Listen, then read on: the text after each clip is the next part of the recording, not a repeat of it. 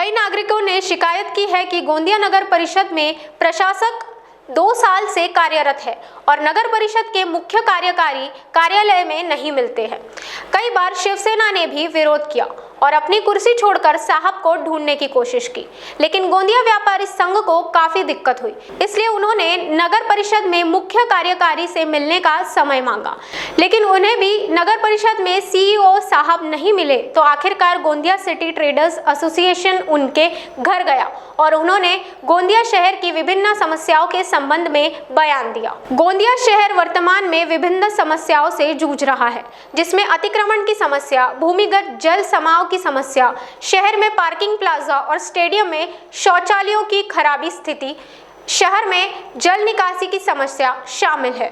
इन समस्याओं को लेकर विभिन्न संगठनों ने कई बार उनसे मिलने की कोशिश की, लेकिन मुलाकात नहीं होने की शिकायतें मिल रही थी।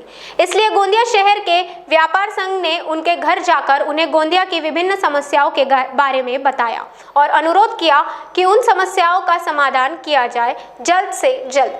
प्राचार्य ने आश्वासन दिया है। अब गोंदिया जिला व्यापारी संघ सहित नागरिकों को उम्मीद है कि मुख्य कार्यकारी अधिकारी आम नागरिकों की समस्याओं के समाधान पर ध्यान देंगे। अब सबकी नज़र इस पर है कि गोंदिया शहर की समस्याएं कब तक दूर होंगी। सीओ साहब से पिछले अनेक दिनों से इस बात को लेकर चर्चा प्रारंभ थी। गोंदिया जिला व्यापारी फेडरेशन गोंदिया शहर के अंदर व्याप्त अनियमितताओं पर लगातार आवाज़ उठाता आ रहा है। सीओ साहब से आज दिन में 2 बार बातचीत हुई और उनका समय हमें नहीं मिल पाया, लेकिन चूँकि कई दिनों से ये मसला पेंडिंग था तो हमने आज सीओ साहब के निवेदन पर उनके घर आकर के उन्हें समस्याओं का ज्ञापन सौंपा है।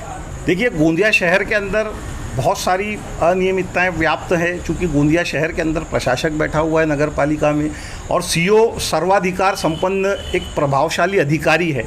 इस नाते हमने सीओ साहब को मिलकर गोंदिया शहर की अनेक अनियमितताओं पर ध्यान आकर्षण कराया है, जिसमें अंडरग्राउंड अभी सबसे ज्वलंतशील मुद्दा है। अंडरग्राउंड को लेकर गोंदिया के पार्किंग प्लाजा में जो टॉयलेट्स बंद पड़े हैं, जिसके सीओ साहब से अनुरोध किया है कि इतना सुंदर पार्किंग प्लाजा बना हुआ है, उसके अंदर में सारी व्यवस्थाएं महिलाओं के लिए, पुरुषों के लिए टॉयलेट की गई है, उनकी सफाई करवाकर उन्हें नियमित किया जाए। इंदिरा गांधी स्टेडियम के अंदर में टॉयलेट बने हुए हैं, लेकिन सफाई के अभाव में वे सारे के सारे बंद पड़े हैं। सीओ साहब ने हमें बताया कि अभी नए टॉयलेट्स बनाने का भी प्रोविज़न किया गया है। हमने उनसे कहा कि आप नए टॉयलेट बनाइए, उसका स्वागत है, लेकिन जो टॉयलेट बने हुए हैं, जो व्यवस्थाएं बनी हुई है, पहले आप उन्हें भी दुरुस्त कीजिए। गोंदिया के मुख्य बाज़ार में बहुत सारी अनियमितताएं, ट्रैफिक की समस्याएं, अतिक्रमण की समस्याएं हैं, गोंदिया की नालियों की साफ़ सफाई की समस्याएं हैं, मच्छरों की समस्याएं हैं।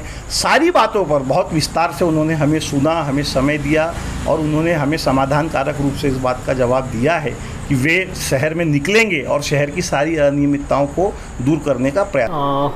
गोंदिया शहरात बऱ्याच संघटनांनी कचऱ्याची समस्या आणि नाल्यांच्या समस्यांबाबत काही निवेदन दिले।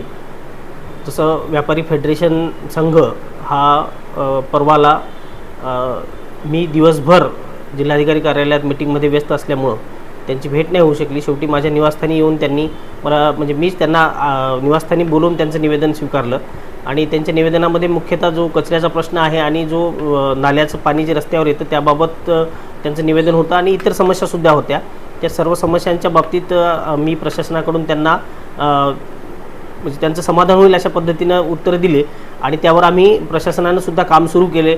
आज सकाळीच मी स्वतः शहरात राऊंडवरती होतो, बऱ्याच ठिकाणी जी सफाई चालू आहे त्यावर स्वतः मी आज व्हिजिट केली आणि उद्यापासून पण आम्ही पूर्ण आरोग्य विभाग या ज्या समस्या आहेत त्या समस्या कशा कमीत कमी आपल्याला करता येतील किंवा कशा सोडवता येईल यासाठी आम्ही प्रयत्न करतोय।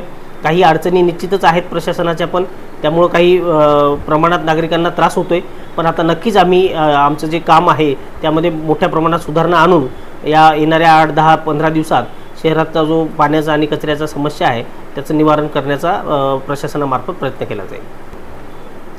मान्सूनपूर्व कामाच्या बाबतीत सुद्धा यावर्षी आपण मोठ्या प्रमाणात काम केलं। 2 पोकलेनद्वारे सर्व मोठे मोठे नाले सुद्धा साफ केले आणि काही जिथं पोकलेनद्वारे नाल्या साफ होत नव्हत्या तिथं मनुष्यबळ आपण जास्तीचं लावून किमान 30 लोकांची एक टीम आपली सतत 20 ते 25 दिवस कार्यरत आहे आणि ती नाल्या सफाई करते आहे परंतु शहराची डिमांड किंवा शहरामध्ये नाल्यांचं जे प्रमाण आहे आणि बऱ्याचशा नाल्या ह्या बंदिस्त झालेल्या आहेत, त्यामुळं थोडा सफाईमध्ये अडचण निर्माण होते.